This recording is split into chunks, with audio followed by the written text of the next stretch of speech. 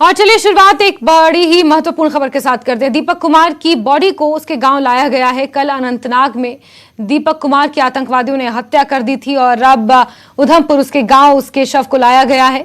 इस वक्त की बेहद अहम खबर आपको बता रहे हैं। बीते कल आशाजीपुरा में जिस तरीके से आतंकवादियों ने इस घटना को अंजाम दिया था, दीपक कुमार टारगेट किलिंग का शिकार हुआ और अब बड़ी खबर निकल कर आ रही है, जहां दीपक कुमार के शव को उसके गांव लाया गया है। अनंतनाग में दीपक कुमार की आतंकवादियों ने हत्या कर दी थी और अब दीपक कुमार के गांव उसका शव लाया गया है। दीपक कुमार के परिवार में उसके पिताजी, एक भाई जो दिव्यांग है, जो देख नहीं सकता, एक बहन और उसकी धर्मपत्नी है। दीपक कुमार एक सर्कस में काम करता था और अनंतनाग में इस वक्त सर्कस और ये मेला लगा हुआ था, जहां आतंकवादियों ने टारगेट किलिंग का शिकार दीपक कुमार को बनाया और अब बड़ी खबर निकल कर आ रही है, जहां दीपक कुमार की बॉडी को उसके गांव लाया गया, उसके शव को उसके गांव लाया गया है। परिजनों का रो रो कर बुरा हाल है और उधमपुर से ये बड़ी खबर आपको दे रहे हैं। यहां स्थानीय लोग भी मौके पर पहुंचे हुए हैं। आतंकवादियों की इस कायराना हरकत की हर तरफ निंदा हो रही है। आप देख सकते हैं तस्वीरें, जहां दीपक कुमार के परिजनों का रो रो कर बुरा हाल है और साथ ही कुछ स्थानीय नेता भी वहां पर मौजूद हैं और आतंकवादियों की इस कायराना करतूत का यहां पर कड़े शब्दों में निंदा की जा रही है। और कल अनंतनाग में दीपक कुमार को देर रात 5 गोलियों से दागकर आतंकवादियों ने मौत के घाट उतार दिया था। टारगेट किलिंग का यह पूरा मामला सामने आया है, जहां अब दीपक कुमार की बॉडी को उसके गांव लाया गया है। और सुरेंद्र हमारे सहयोगी ज्यादा जानकारियों के साथ फोनलाइन पर मौजूद हैं। सुरेंद्र, दीपक कुमार के शव को उसके गांव लाया गया है, क्या कुछ अपडेट्स इस पूरे मसले पर मिल पाए हैं? देखिए जास्मिन, जिस तरह से कल रात को जो इंसिडेंट हुआ था, जिसमें जो दीपू है उसकी जो है मिलिटेंट्स ने जो हत्या कर दी थी, कि तो अभी तक जो उनके फैमिली के मेंबर्स थे, गांव के लोग थे, स्थानीय नेता जो थे, वो इंतजार में थे कब दीपू की जो डेड बॉडी है वो अपने गांव तक पहुंचेगी। तो लेकिन अभी जो डेड बॉडी है वो गांव में पहुंच चुकी है। लोगों की बात करें, वहां के आसपास के लोगों की बात करें, तो काफी दुख इस वक्त उनकी पूरे गांव में की दुख की मातम छाया हुआ है और लोगों का बुरा हाल है रो रो के। उसी के साथ बात करेंगे कि फैमिली मेंबर्स का बात करें तो इसके जो भाई हैं बड़े, उनके छोटे बच्चे हैं, उनके जो पापा हैं तो काफी एज भी हैं और वो भी बुरी तरीके से रो रहे हैं। जी जास्मिन। सुरेंद्र, जो जानकारियां निकल कर आई हैं, बताया ये जा रहा है कि दीपक ही एकमात्र ऐसा था पूरे परिवार में जो कमाई का साधन था, वही रोजी रोटी इस पूरे परिवार की कमाता था। जो भाई हैं वो आंखों से देख नहीं सकते हैं।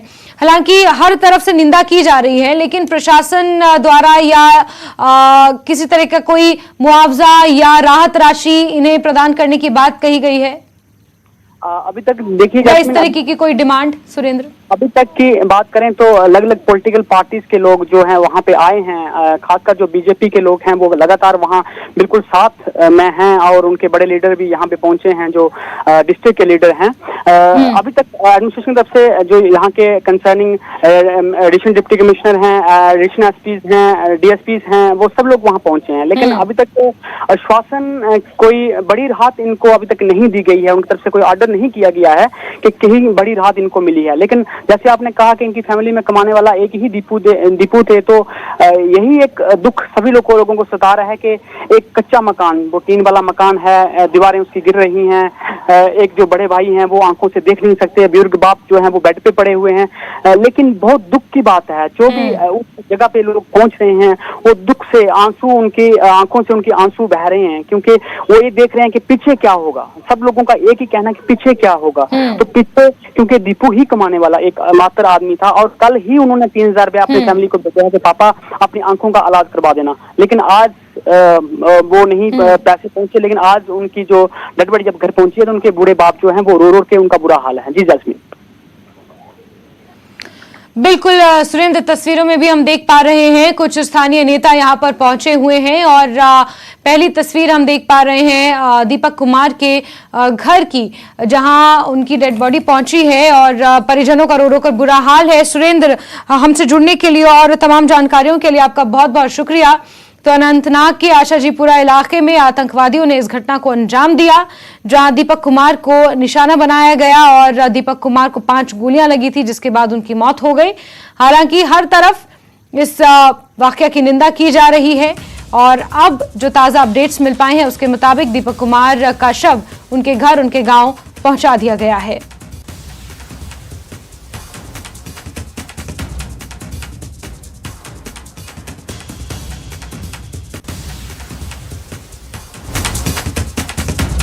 और चलिए इसी बीच बात कर लेते हैं शोपियां से मिल रही बड़ी खबर की। स्थानीय लोगों ने प्रदर्शन किया है। दीपक की हत्या के खिलाफ शांतिपूर्ण विरोध प्रदर्शन किया गया है। जिस तरीके से बीते कल अनंतनाग में दीपक कुमार की हत्या आतंकवादियों ने कर दी थी, उसके खिलाफ अब शोपियान में ये शांतिपूर्ण तरीके से विरोध प्रदर्शन जताया गया है। तस्वीरें इस विरोध प्रदर्शन की सामने आई हैं और स्टॉप इनोसेंट किलिंग्स के यहां पर बैनर्स लेकर और पैम्फलेट्स लेकर लोग मौजूद हैं और शांतिपूर्ण तरीके से अपना विरोध जता रहे हैं। आतंकवादियों की इस कायराना करतूत को लेकर हर तरफ लोगों में आक्रोश है और एक बार फिर से टारगेट किलिंग का ये मामला सामने आया है, जिसको लेकर शोपियान में लोगों ने विरोध प्रदर्शन किया है। शांतिपूर्ण तरीके से यहां पर विरोध किया गया है, लेकिन इस घटना की हर तरफ निंदा हो रही है।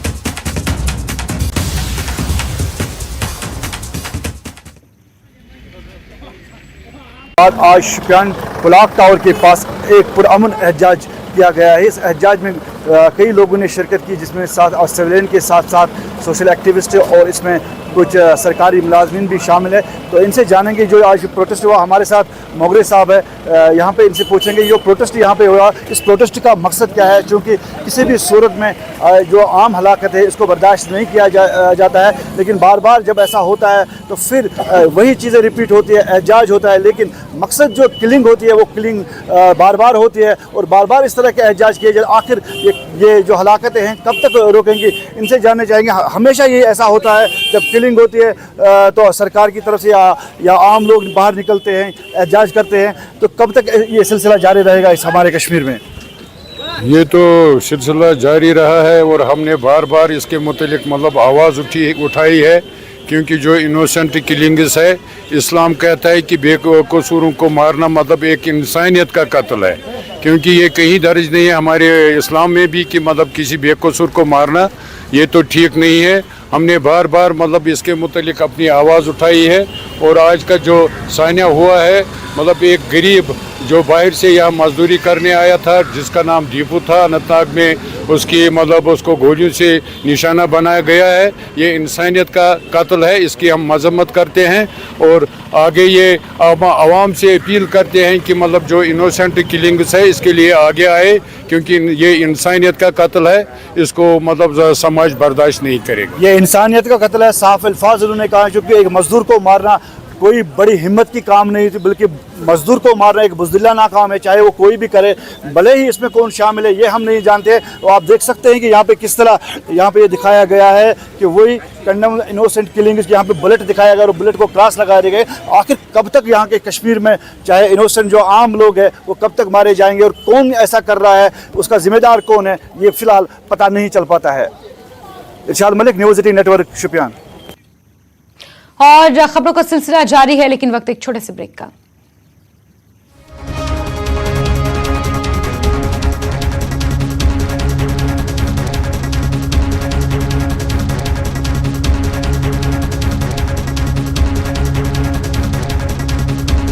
बैद्यनाथ कब्ज हर, पुरानी कब्ज, एसिडिटी व अन्य पेट की परेशानी में उपयोगी।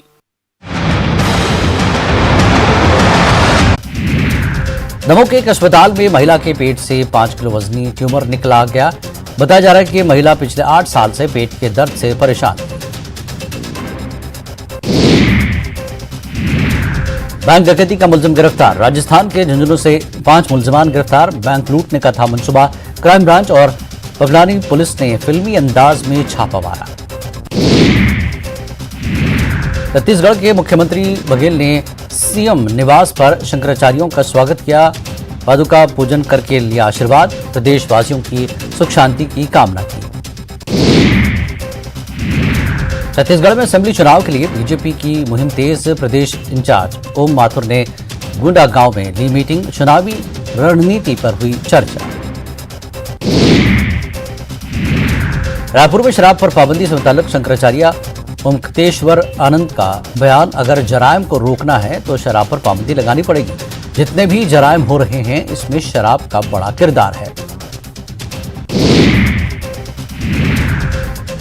बिलासपुर में पीड़िता की मां को 9 दिन बाद जमानत मिल गई। पुलिस ने इसे 19 मई को गिरफ्तार किया था। पुलिस की कारकर्दगी पर उठे सवाल, रतनपुर के मौजूदा station in charge suspend.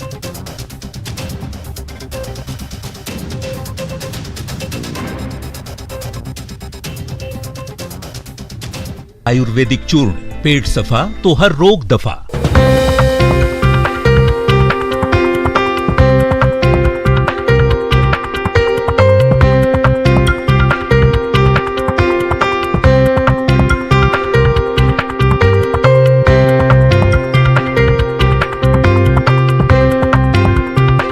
Headlines presented by पेट सफा आयुर्वेदिक चूर्ण, पेट सफा तो हर रोग दफा।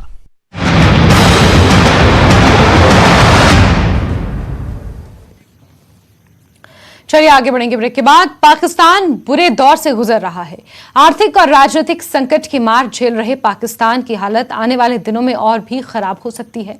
संयुक्त राष्ट्र की संस्था खाद्य एवं कृषि संगठन की ताजा रिपोर्ट के अनुसार पाकिस्तान में बड़ी संख्या में लोग दाने दाने को मोहताज हो सकते हैं। संयुक्त राष्ट्र की नई रिपोर्ट में खुलासा हुआ है कि आने वाले दिनों में आर्थिक और राजनीतिक संकट बढ़ सकता है। पाकिस्तान में राजनीतिक अस्थिरता, आर्थिक संकट और अंतर्राष्ट्रीय मुद्रा कोष से अधिक पैकेज डील में नाकामी ने पाकिस्तान में खाद्य संकट को और बढ़ा दिया है। रिपोर्ट में कहा गया है कि पाकिस्तान को अप्रैल 2023 से जून 2026 के बीच 77.5 अरब डॉलर की कर्ज अदायगी बाहरी देशों को करनी है, जो 2021 में देश की 350 अरब डॉलर वाली जीडीपी के अनुपात में बहुत बड़ी राशि है। पाकिस्तान में उत्तर पश्चिम में बढ़ती असुरक्षा के बीच अक्टूबर 2023 में होने वाले आम चुनावों से पहले राजनीतिक संकट और नागरिक अशांति के बिगड़ने की संभावना है।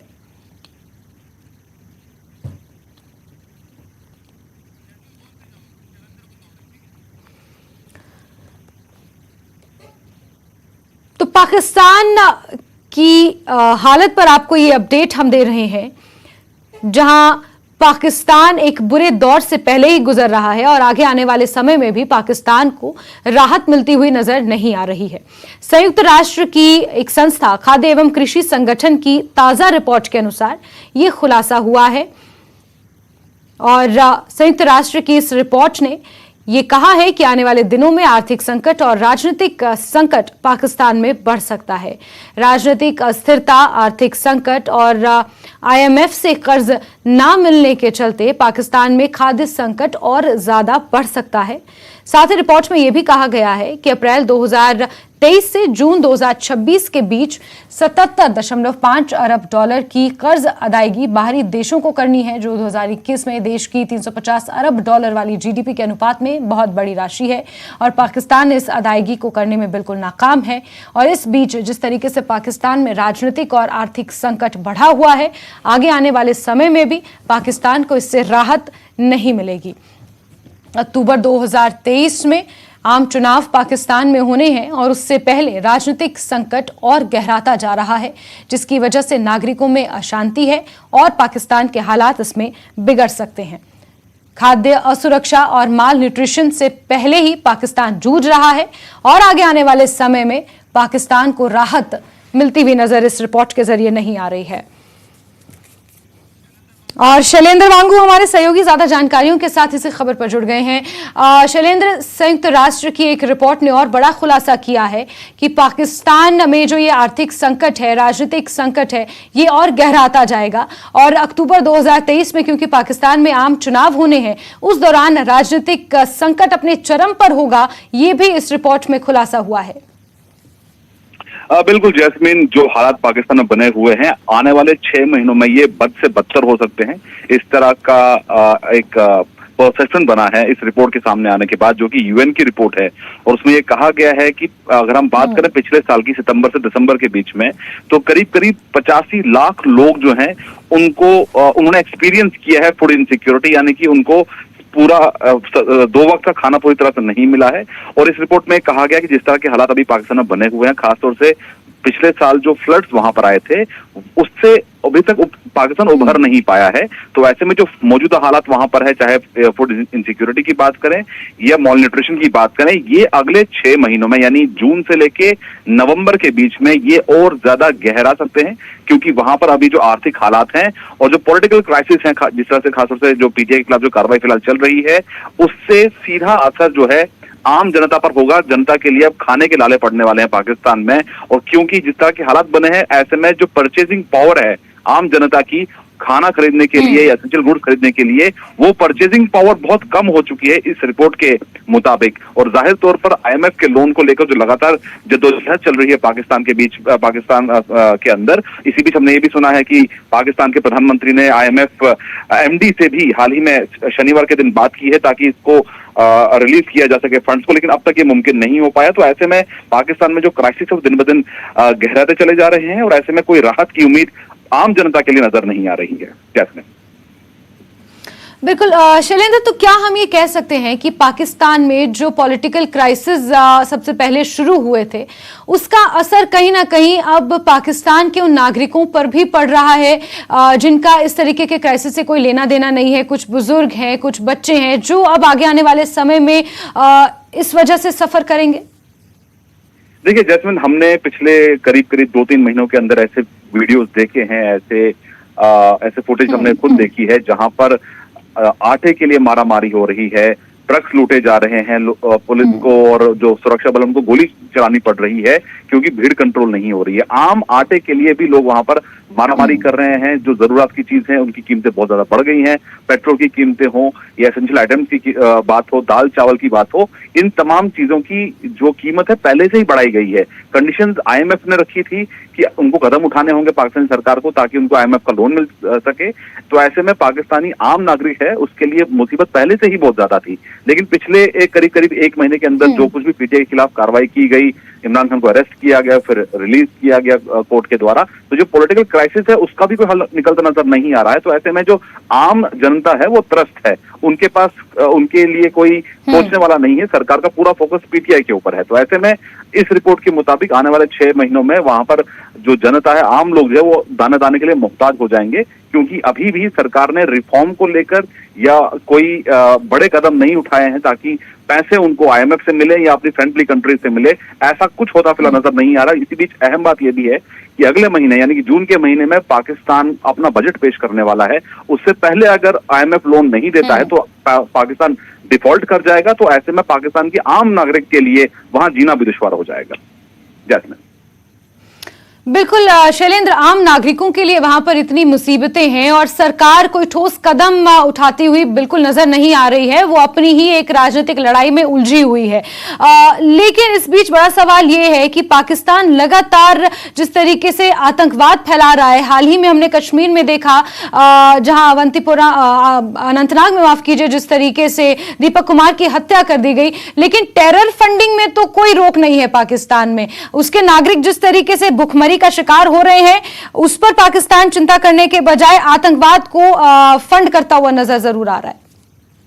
देखिए, पाकिस्तान पूरी तरह से डिवाइडेड है इस वक्त अगर हम बात करें, क्योंकि पाकिस्तान में एक वो क्लास भी है जो एलीट है, जिसमें वहां की आर्मी है, वहां के एजेंसी एस्टैब्लिशमेंट है और वहां की पॉलिटिकल पार्टीज, खासतौर से जो रूलिंग पार्टीज अभी वहां पे हैं, वो उनके पास पैसों की कमी नहीं है। उनके पास विदेशों में भी पैसा जमा है, प्रॉपर्टीज उन्होंने खरीद रखी है। शरीफ फैमिली भी इसके लिए बदनाम है, कई केसेस उन पे चल रहे थे। तो ऐसे में फिलहाल पाकिस्तानी आर्मी एस्टैब्लिशमेंट या जो रूलिंग पार्टी है उनका पूरा फोकस इमरान खान को कैसे जेल भेजें इसको लेकर है, लेकिन आम जनता को लेकर जो दर्द होना चाहिए, जो एक पीड़ा होनी चाहिए, एक कंसर्न होना चाहिए, वो ना एस्टैब्लिशमेंट में दिखाई दे रहा है, क्योंकि आम जो जन है वो पिस रहा है। इसी बीच आपको ये भी बता दें कि आईएमएफ से जो लोन की उम्मीद कर रहा है, आईएमएफ से एक अनयूजुअल स्टेटमेंट भी सामने आया है, जहां पर उन्होंने पॉलिटिकल सिचुएशन पर बात की है पाकिस्तान की, और उन्होंने कहा है कि संविधान के मुताबिक इन मसलों को हल किया जाना चाहिए। कहीं ना कहीं ये इंडिकेशन भी है कि आईएमएफ भी फिलहाल तैयार नहीं है पाकिस्तान को लोन देने के लिए, और इसी बात का इंतजार हो रहा है पाकिस्तान में कि जैसे उनको आईएमएफ से लोन मिलता है तो अपने फ्रेंडली कंट्रीज, चाहे सऊदी अरब की बात करें या टर्की की बात करें या चाइना की बात करें, वो उनसे लोन की उम्मीद रख रहा है पाकिस्तान। लेकिन इस वक्त पाकिस्तान में जरूरत है रिफॉर्म्स की और आम जनता तक रिलीफ पहुंचाने की, जो फिलहाल फोकस सरकार का नजर नहीं आता है। बिल्कुल, जो सरकार का फोकस बिल्कुल नजर नहीं आता, उसके रेपरकशंस क्या हो रहे हैं ये भी हमें देखने को मिल रहा है कि आधे से ज्यादा पाकिस्तान में खाने के लाले पड़ गए हैं और आगे आने वाले समय में भी ये स्थिति सुधरती हुई नजर नहीं आ रही है। शैलेंद्र, हमसे जुड़ने के लिए आपका बहुत बहुत शुक्रिया। आगे बढ़ते हैं, बडगाम से आपको बड़ी खबर देंगे, जहां युवती से छेड़छाड़ का मामला सामने आया है। सोईबुग पुलिस ने इसको लेकर शिकायत भी दर्ज कर ली है। पुलिस ने आरोपी को भी गिरफ्तार कर लिया है, वाहन भी आरोपी का जब्त कर लिया है। लड़की ने कल ये शिकायत दर्ज कराई थी, 25 तारीख को मामला सामने आया था। तो बडगाम से इस वक्त की बेहद अहम खबर आपको दे रहे हैं, जहां छेड़छाड़ का मामला सामने आया है। पुलिस ने इस पूरे मामले को लेकर शिकायत दर्ज कर ली है, साथ ही आरोपी की गाड़ी को भी जब्त कर लिया है। लड़की ने ये शिकायत कल दर्ज कराई थी और मामला 25 तारीख का है।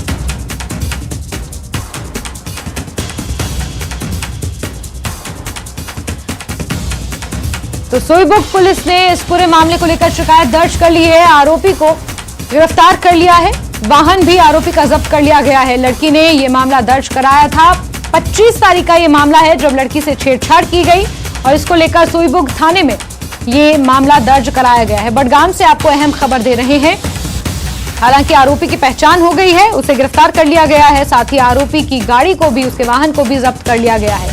सोईबुग पुलिस ने शिकायत दर्ज कर ली है, 25 तारीख का ये मामला है और लड़की ने कल थाने में मामला दर्ज कराया था, जिसको लेकर पुलिस ने एक्शन लिया है और आरोपी को गिरफ्तार कर लिया है। बडगाम से इस वक्त की अहम खबर आपको दे रहे हैं, लड़की ने कल शिकायत दर्ज कराई थी और लड़की की शिकायत दर्ज कराने के बाद आरोपी की पहचान हुई है, आरोपी को गिरफ्तार कर लिया गया है, उसके वाहन को भी जब्त कर लिया गया है।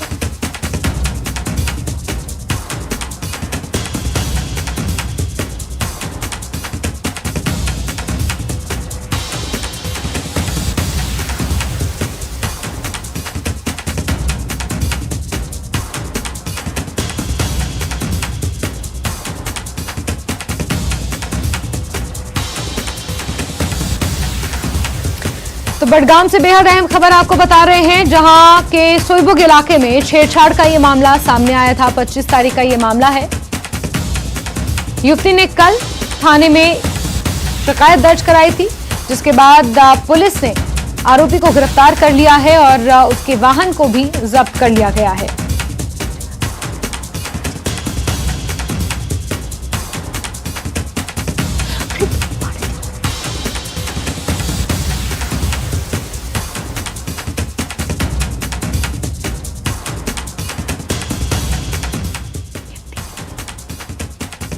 और आबिद हमारे सहयोगी फोन लाइन पर जुड़ गए हैं। आबिद, क्या है पूरा मामला, जरा तफसील से बताइए।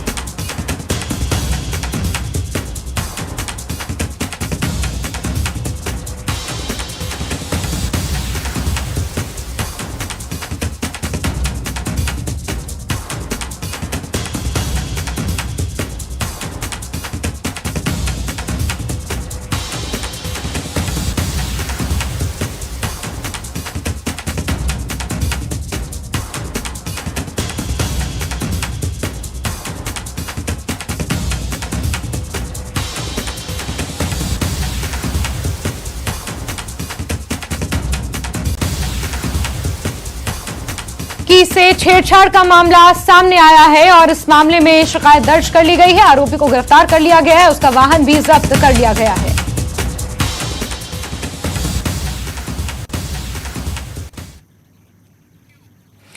और बुलेटिन में फिलहाल के लिए बस इतना ही। नमस्कार।